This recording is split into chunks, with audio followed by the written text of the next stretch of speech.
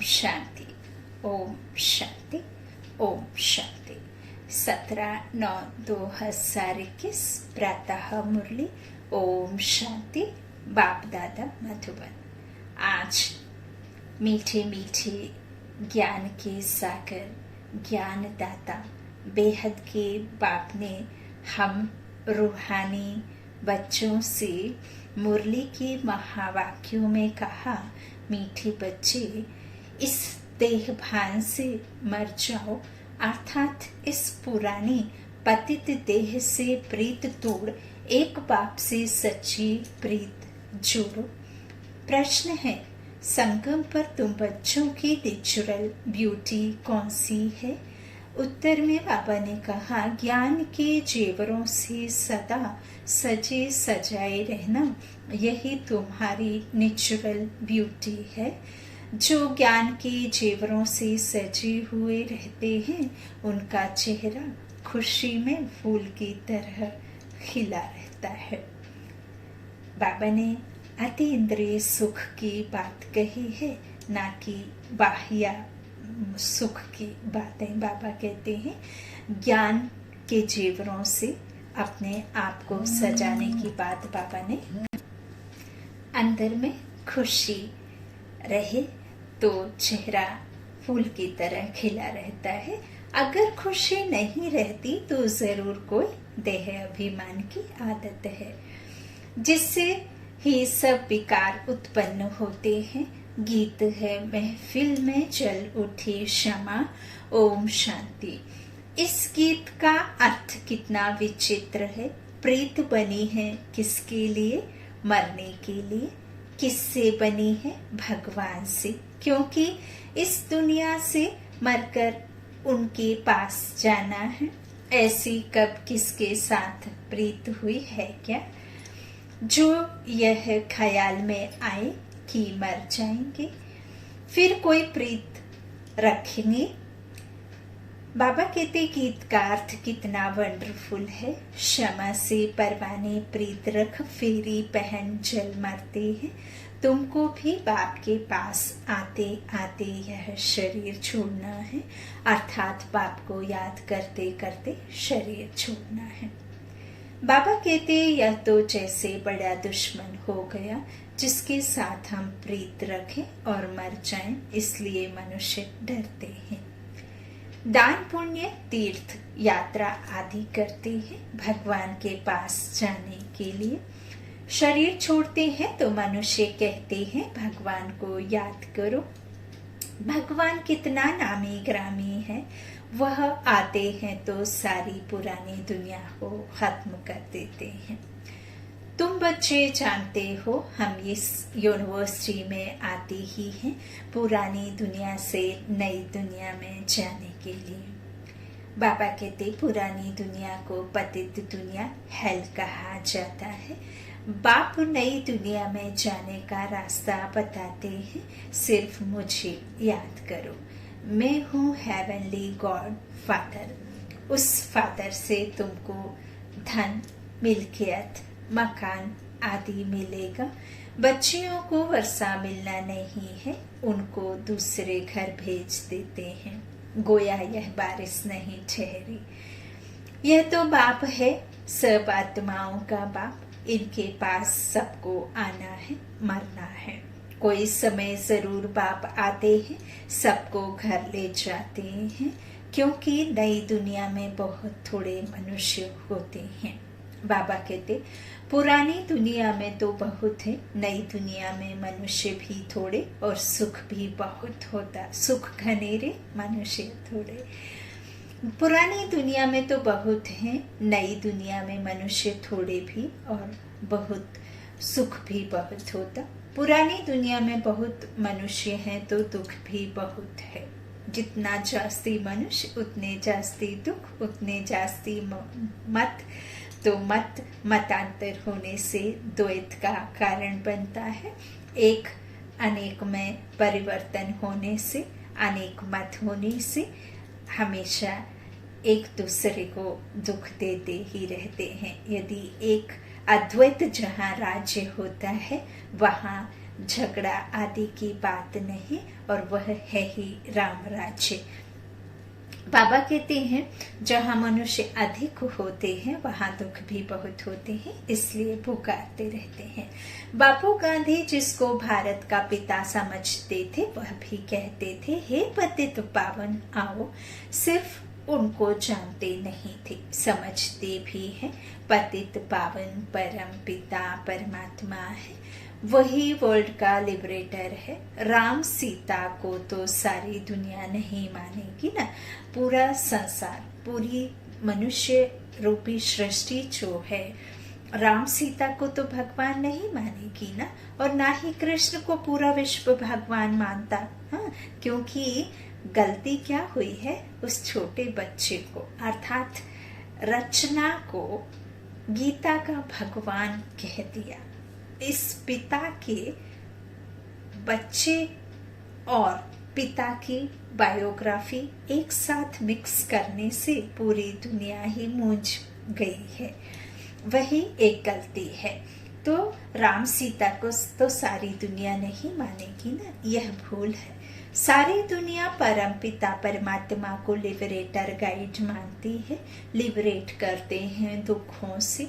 अच्छा, दुख देने वाला कौन? बाप तो दुख दे ना सके क्योंकि वह पतित पावन है। पावन दुनिया सुख धाम में ले जाने वाला है।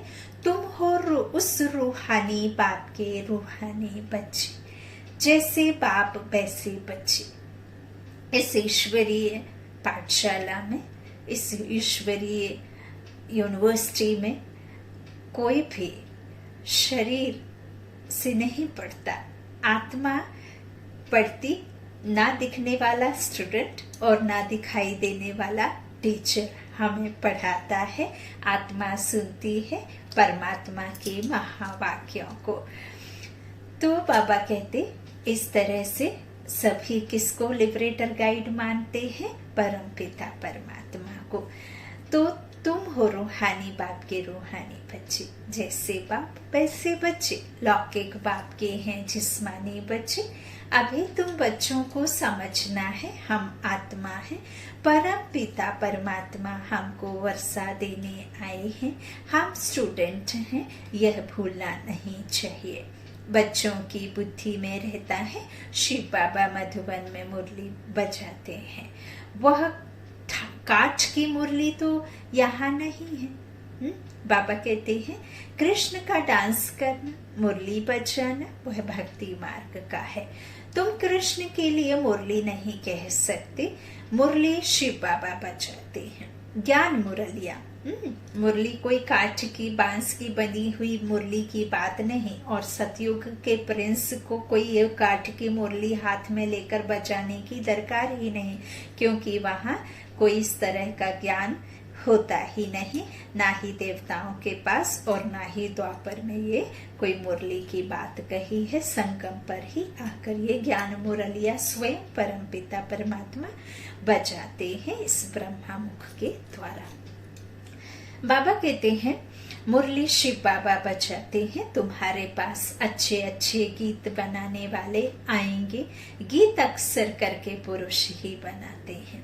तुमको कोई भक्ति मार्ग के गीत आदि नहीं गाने हैं, तुम्हें तो एक शिव बाबा को ही याद करना है। बाबा कहते हैं मुझ अल्फ को याद करो, अर्थात बाबा को याद करो और बेपरवाह बादशाह बनो।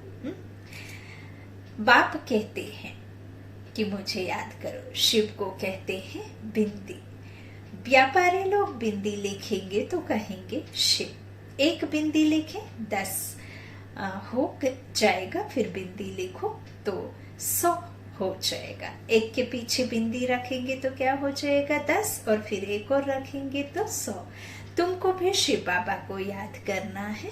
जितना शिव को याद करते हो तो आधा कल्प के लिए बहुत साहूकार बन जाते हो।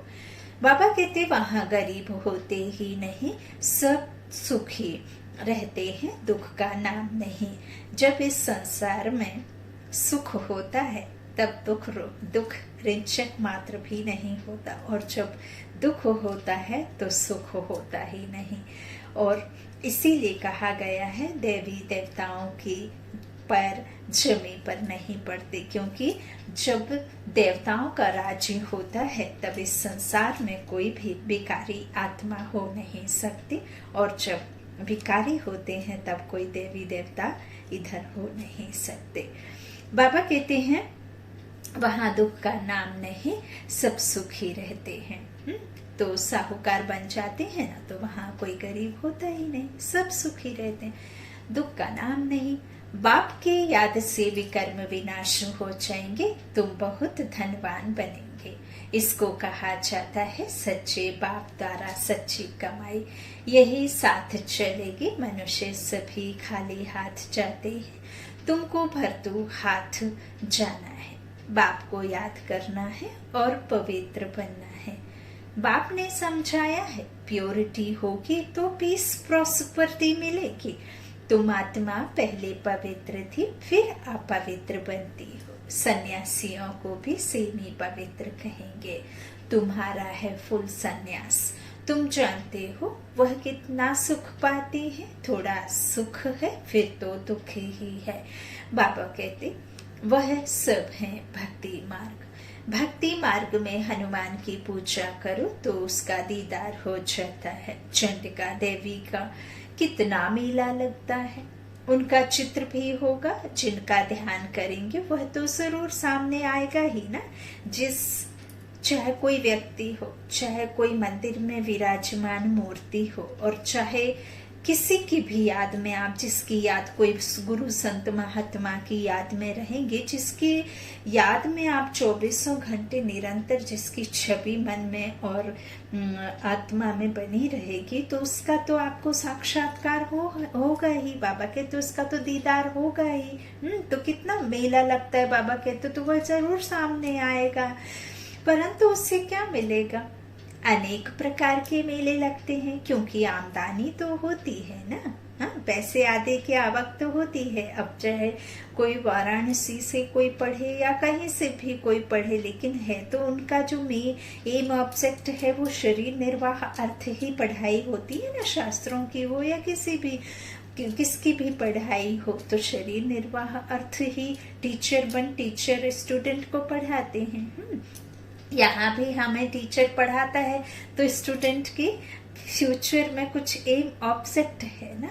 लेकिन यह निस्वार्थ निरअहंकारी जो हमारा परम पिता परमात्मा है, उसे यहाँ आकर कुछ कहना चाहिए कि फ्यूचर में जब लौकिक जीवन में पिता बूढ़ा हो जाता है या उनका एक एज हो जाता है, तब बच्चे उनकी पालना करते हैं। लेकिन यहाँ ऐसा नहीं है, क्योंकि इस परम पिता परमात्मा को बच्चों से कुछ भी नहीं चाहिए। सिर्फ दाता दाता दाता देने का बाबा है, लेने का कुछ भी नहीं। उन्हें कोई सतयुग में आकर महलों में बैठना नहीं है।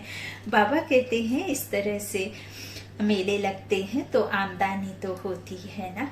यह सब उन्हों का धंधा है। कहते हैं धंधे सब में धूर, बिगर धंधे नर से नारायण बनाने के, यह धंधा कोई बिरला करे। बाप का बनकर सब कुछ देह सहित बाप को दे देना, क्योंकि तुम जानते हो हमको नया शरीर चाहिए। बाप कहते हैं तुम कृष्णपुरी जा सकते हो, परंतु जब आत्मा तमो प्रधान से सतो प्रधान बने तो कृष्णपुरी में ऐसे नहीं कहेंगे कि हमको पावन बनाओ। कृष्णपुरी में किसी को भी दरकार ही नहीं है ना पावन बनने की। तो वहाँ कहाँ ईश्वर आएंगे और तुमको पावन को पावन बनाएंगे? आना तो उन्हें यहाँ ही पड़े हैं। तो बाबा कहते हैं यहाँ सब मनुष्य मात्र पुकारते हैं, हे लिबरेटर आओ इस पाप आत्माओं की दुनिया से लिबरेट करो। अभी तुम जानते हो बाप आया है हमको अपने साथ ले जाने। वहां जाना तो अच्छा है ना। मनुष्य शांति चाहते हैं, अब शांति कहते किसको है यह नहीं जानते। अच्छा, आत्मा शांत स्वरूप है, इसलिए शांति बार बार शांति की अपेक्षा करती है। और आत्मा को कोई भी धन दौलत, यह शरीर रूपी कपड़ा, इसकी आदत नहीं है। यह सब देहभान शरीर मांगता है, धन दौलत कपड़े और जो भी लग्जरी कहना चाहिए शानो शौकत है, वह इस लौकिक शरीर को चाहिए। आत्मा बार बार शांति सुख चाहती है, क्योंकि वह है ही उसका निज गुण शांत स्वरूप है, शक्ति स्वरूप, आनंद स्वरूप। इसीलिए कहते हैं भल खाना ना दो लेकिन मुझे प्रेम चाहिए, सुख चाहिए, शांति चाहिए। ओम शांति। बाबा कहते हैं इस तरह से कर्म बिगर, अब शांति कहते किसको है यह नहीं जानते। कर्म बिगर तो कोई रह नहीं सकते। शांति तो है शांति धाम में, फिर यह शरीर लेकर कर्म तो करना ही है ना। आप एग्जाम्पल के लिए कहें कि आप सदा कोई जॉब करते हैं, बिजनेस करते हैं, और आपको कहा जाए कि आप 2-3 महीने के लिए घर में बैठ जाओ, तो आप नहीं बैठ पाएंगे, क्योंकि जब हमने शरीर लिया है तो हमें कर्म में आना ही पड़ता है और कर्म की आदत पड़ जाती है। तो आत्मा शांति तो चाहती है, क्योंकि उसका स्वरूप है शांति, और शरीर का जो आदि हो चुका है वह कर्म का आदि हो चुका है, तो कर्म करना ही पड़े और कर्म करना ही चाहता है शरीर। तो इस तरह से कर्म करना ही है। सतयुग में कर्म करते हुए शांत रहते हैं, अशांति में मनुष्य को दुख होता है। इसलिए कहते हैं शांति कैसे मिले। बाबा कहते हैं अभी तुम बच्चे जानते हो शांति धाम हमारा घर है। सतयुग में शांति सुख सब कुछ है। अब वह चाहिए या सिर्फ शांति चाहिए? यहाँ तो दुख है, इसलिए पतित पावन बाप को भी यहाँ पुकारते हैं। भक्ति करते ही हैं भगवान से मिलने के लिए। भक्ति भी पहले अव्यभिचारी फिर व्यभिचारी होती है। व्यभिचारी भक्ति में देखो क्या क्या करते हैं। अव्यभिचारी अर्थात क्योंकि शिव ने ही हमें क्या किया है, शिव परम पिता परमात्मा का ज्ञान पाकर हम सुख शांति में जाते हैं, हम जीवन मुक्ति में जाते हैं ना। तो हमारा जो सुख का कहना चाहिए रचता बाप है, सुख की दुनिया में ले जाने वाला है। तो अव्यभिचारी अर्थात जब हम द्वापर में कदम रखते हैं तो सबसे पहले शिवालय, क्योंकि ये भासना रहती है कि हमें सुख शांति देने वाला शिव परम पिता परमात्मा है। फिर बाद में पिछाड़ी में आते आते व्यभिचारी हो जाती है, अर्थात अनेक अनेक मंदिर और ना जाने कितने धर्म का विस्तार होता है। इस तरह से बाबा कहते हैं व्यभिचारी भक्ति में देखो क्या क्या करते हैं। हाँ, एक एक घर का एक एक अपना कुल देवता भी बन जाता है। 5 तत्वों को पूजने लग जाते हैं, अंबर धरती को पूजने लग जाते हैं, जल थल को पूजने लग जाते हैं, सबको पूजने लग जाते हैं। गली गली गणेश बिठाते हैं, फिर पैसे की मांग करते हैं, चंदा आदि करके उन मूर्तियों को फिर जल में विसर्जित कर देते हैं। तो इस तरह से बाबा कहते देखो क्या क्या करते हैं। सीढ़ी में देखो कितना अच्छा दिखाया है, परंतु पहले पहले तो सिद्ध करना चाहिए भगवान कौन है। श्री कृष्ण की को ऐसा किसने बनाया, आगे जन्म में यह कौन था, समझाने की बड़ी युक्ति चाहिए। जो अच्छी सर्विस करते हैं उनकी दिल भी गवाही देती है। बाबा कहते हैं यूनिवर्सिटी में जो अच्छी रीति पढ़ेंगे वह जरूर देखे जाएंगे। नंबरवार तो होते ही हैं, कोई डल हेड भी होते हैं। बाबा कहते शिव बाबा को आत्मा कहती है मेरी बुद्धि का ताला खोलो। आत्मा किससे कहती है? शिव बाबा से। बाप कहते हैं बुद्धि का ताला खोलने के लिए ही तो आया हूँ, परंतु तुम्हारे कर्म ही ऐसे हैं जो ताला खुलता ही नहीं।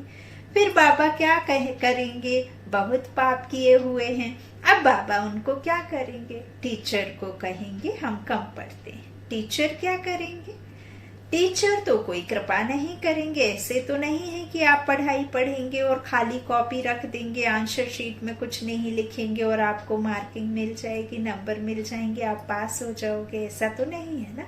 तो टीचर कोई कृपा नहीं करेंगे, मेहनत तो आपको ही करना है, लिखना आपको ही है। उसी बेस पे आपको मार्क मिलकर आपको आगे क्लास में जाना होता है पास करके। तो बाबा भी यही कहते हैं, पुरुषार्थ आप जितना करेंगे उतना ही आप नंबरवार बनेंगे। बाबा कहते इस तरह से कोई कृपा नहीं करते टीचर करके एक्स्ट्रा टाइम रखेंगे, हाँ? तो वह तो तुमको मना नहीं है। प्रदर्शनी खाली पड़ी है, बैठकर प्रैक्टिस कर। भक्ति मार्ग में तो कोई कहेंगे माला फेरो, कोई कहेंगे यह मंत्र याद करो। यहाँ तो बाप अपना परिचय देते हैं, बाप को ही याद करना है जिससे वर्षा मिलता है। सतयुग में तो पारलौकिक बाप का वर्षा मिल जाता है, फिर याद करने की दरकार ही नहीं है रहती। 21 जन्मों के लिए वर्षा मिल जाता है, तो बाप से अच्छी रीति से वर्षा लेना चाहिए ना। इसमें भी बाप कहते हैं विकार में कभी नहीं जाना। बाबा कहते थोड़ी भी विकार की टेस्ट बैठी तो फिर बुद्धि क्या होगी, वृद्धि हो जाएगी। सिगरेट आदि की एक बार टेस्ट करते हैं तो संग का रंग झट लग जाता है, फिर उस आदत को छोड़ना मुश्किल हो जाता है। बहाना कितने करते हैं, आदत कोई नहीं डालनी चाहिए। छी आदतें मिटानी है। बाप कहते हैं जीते जी देह का भान छोड़ो, मुझे याद करो। देवताओं को भोग हमेशा पवित्र ही लगाया जाता है, तो तुम भी पवित्र खाओ। अभी तुम बच्चों को फूल मुआफिक हर्षित रहना चाहिए। कन्या को पति मिलता है तो मुखड़ा खिल जाता है ना, अच्छे जेवर आदि कपड़े पहनती है तो चमक उठती है। अब यहाँ तो ज्ञान रूपी जेवर पहनना है ना। 16 कला अर्थात 16 श्रृंगार किसके, आत्मा के, जो अभी हम अलंकार कहते हैं ना। अलंकार अर्थात 16 श्रृंगार अर्थात 16 कला, संपूर्ण निर्विकारी, उसे ही 16 श्रृंगार कहते हैं। वह अब किसी का नहीं है। अब वापस बाबा वह 16 श्रृंगार करने आ रहे हैं, तो अभी आए हैं। तो अभी तुम तो ज्ञान के जेवर पहनते हो। वहाँ स्वर्ग में तो नेचुरल ब्यूटी रहती है, कृष्ण का नाम ही है सुंदर। राजा रानी प्रिंस प्रिंसेस सब सुंदर होते हैं। वहाँ प्रकृति भी सतो प्रधान हो जाती है। लक्ष्मी नारायण जैसे नेचुरल ब्यूटी यहाँ कोई बना ना सके। उनको कोई इन आंखों से देख थोड़े ही सकते हैं। हाँ, अब जो भी चित्र आदि हैं लक्ष्मी नारायण के हों, भल किसी के भी हों, चाहे सतयुग के महलों के हों, सब सिर्फ और सिर्फ आपको एक तरह से काल्पनिक हैं। वहां का तो कोई बाबा कहते हैं आंखों से थोड़े ही देख सकते हैं, सिर्फ दिव्य दृष्टि से उसको हम क्या कर सकते हैं, अनुभव कर सकते हैं। तो बाबा कहते हैं आंखों से थोड़े ही देख सकते हैं। हाँ, साक्षात्कार होता है, परंतु साक्षात्कार से कोई हूबहू चित्र बना थोड़े ही सकेंगे। अब ऐसे तो जितने भी इस भक्ति काल में जो भगवान के चित्र बनाए हैं, देवी देवताओं को चित्र बनाए हैं, वह सिर्फ एक कल्पना है ना, हूबहू तो नहीं है। तो बाबा कहते हैं हाँ, कोई आर्टिस्ट को साक्षात्कार हो जाए और उसी समय बैठ बनाए, परंतु है मुश्किल। तो तुम बच्चों को बहुत नशा रहना चाहिए। अभी बाबा हमको लेने के लिए आया है। बाबा से हमें स्वर्ग का वर्षा मिलता है। यह हमारे 84 जन्म पूरे हुए, ऐसे ऐसे ख्याल बुद्धि में होने चाहिए। होने से खुशी बाबा कहते हैं मिलती है। तो 84 जन्म पूरे हुए तो ऐसे फिर बुद्धि में ख्याल आएंगे तो खुशी होगी। बेकार का जरा भी ख्याल नहीं आना चाहिए। बाप कहते हैं काम महाशत्रु है। द्रौपदी ने भी इसलिए पुकारा है ना, और कोई एक द्रौपदी एक सीता की बात नहीं है। यहाँ सभी द्रौपदी, सभी अनेकानेक सीताएं हैं। बाप कहते हैं यहाँ सीता कौन, आत्मा।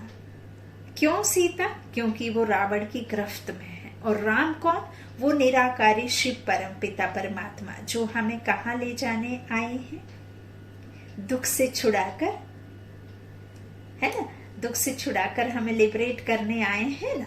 तो फिर हमें कहाँ ले जाएंगे, स्वर्ग में। तो सीताएं तो सभी हैं, इस संसार में सभी सीताएं हैं, आत्मा रूपी सीताएं जो रावण की गिरफ्त में है, तो उनसे छूटना है, तो फिर राम चाहिए ना, तो राम आया है।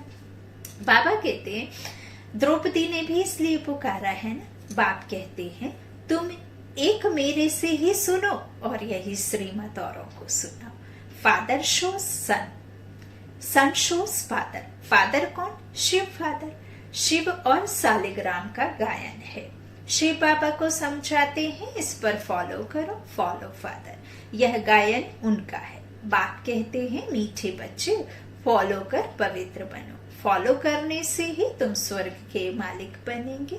लौकिक बाप को फॉलो करने से 63 जन्म तुम सीढ़ी नीचे उतरते हो। अब पारलौकिक बाप को फॉलो कर ऊपर चढ़ना है, बाप के साथ जाना है। बाप कहते हैं एक एक रत्न लाखों रुपयों का है।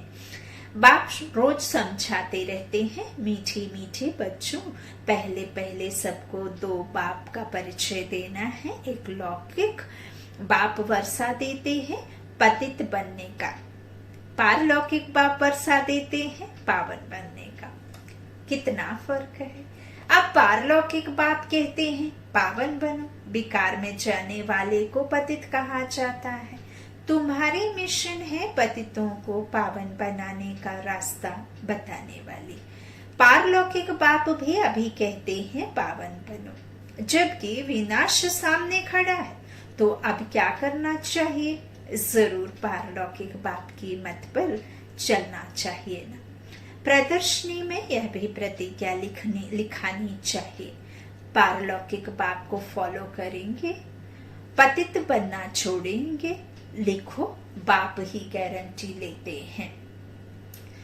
तुम भी गारंटी ले सकते हो। तुम पतित बनते ही क्यों हो, जो फिर पुकारते हो हे पतित पावन आओ। सारी बात ही है प्यूरिटी पर। तुम बच्चों को दिन प्रतिदिन खुशी रहनी चाहिए। हमको बाप स्वर्ग का वर्षा दे रहे हैं। अच्छा, मीठे मीठे सीखी लाधे बच्चों प्रति माता पिता बाप दादा का याद प्यार और गुड मॉर्निंग। रूहानी बाप की रूहानी बच्चों को नमस्ते। हम रूहानी बच्चों की रूहानी माता पिता बाप दादा को याद प्यार और गुड मॉर्निंग। शुक्रिया बाबा, मीठे बाबा, प्यारे बाबा, सबका साथी सबका सहारा, मेरा बाबा मेरा बाबा। धारणा के लिए मुख्य सार। पहला, बाबा ने बच्चों से कहा कोई भी गंदी छीछी आदत नहीं डालनी है। जीते जी देह का भान छोड़ना है। फुल मुआफिक हर्षित रहना है। दूसरा, बाबा ने कहा पारलौकिक बाप को फॉलो कर पावन बनना है। उनके श्रीमत पर चलने की प्रतिज्ञा करनी है और करानी है। आज का वरदान बाबा ने दिया, अपनी श्रेष्ठ वृत्ति द्वारा शुद्ध वायुमंडल बनाने वाला सदा शक्तिशाली आत्मा भव। जो सदा अपनी श्रेष्ठ वृत्ति में स्थित रहते हैं वे किसी भी वायुमंडल वाइब्रेशन में डगमग नहीं हो सकते। वृत्ति से ही वायुमंडल बनता है। यदि आपकी वृत्ति श्रेष्ठ है तो वायुमंडल शुद्ध बन जाएगा। कई वर्णन करते हैं कि क्या करें, वायुमंडल ही ऐसा है। वायुमंडल के कारण मेरी वृत्ति चंचल हुई तो उस समय शक्तिशाली आत्मा के बजाय कमजोर आत्मा बन जाते हैं। लेकिन व्रत अर्थात प्रतिज्ञा की स्मृति से वृत्ति को श्रेष्ठ बना दो तो शक्तिशाली बन जाएंगे। स्लोगन है, गुणमूर्त बनकर सर्व को गुणमूर्त बनाना ही महादानी बनना है। गुणमूर्त बनकर सर्व को गुणमूर्त बनाना ही महादानी बनना है। बाबा ने आज जो हमें वरदान दिया है उसमें बाबा ने यही कहा है कि अपनी श्रेष्ठ वृत्ति में स्थित रहना है। जिस तरह से हम व्रत करते हैं तो व्रत में हम क्या जो रूल होता है कि हमें एक वक्त खाना खाना है या फल फ्रूट खाना है या निराहार रहना है, तो हमारी वो प्रतिज्ञा रहती है। व्रत अर्थात किसी चीज का निश्चय करना, दृढ़ निश्चय करना कि कुछ भी हो जाए लेकिन आज हम खाना या फल फ्रूट से ही रहेंगे, खाना नहीं खाएंगे या निर्जला रहेंगे। तो वो निश्चय आप करते हैं। तो यही बाबा कहते हैं कि प्रतिज्ञा की स्मृति से वृत्ति को श्रेष्ठ बना दो तो शक्तिशाली बन जाएंगे। ओम शांति, ओम शांति, ओम शांति।